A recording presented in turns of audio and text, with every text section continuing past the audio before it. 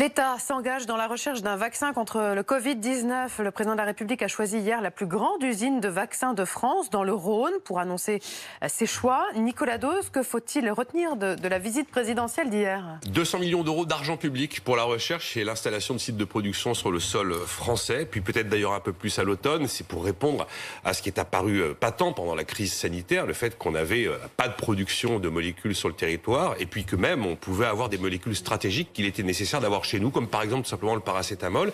Et l'autre annonce, elle vient de Sanofi, troisième fabricant de vaccins au monde.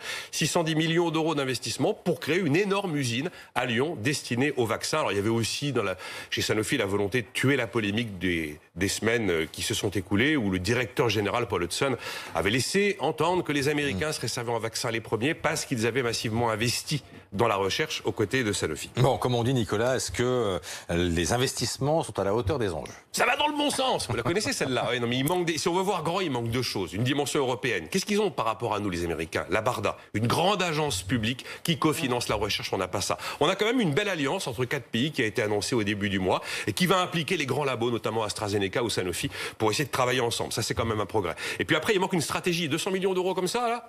Oui, mais c'est du saupoudrage. Et si on veut vraiment de la relocalisation et du Made in France, il faut massivement baisser les impôts de production. C'est ce qui nous différencie des autres pays. On en a 72 milliards. Les Allemands en ont 7 fois moins. Et à ce moment-là, on aura une stratégie industrielle.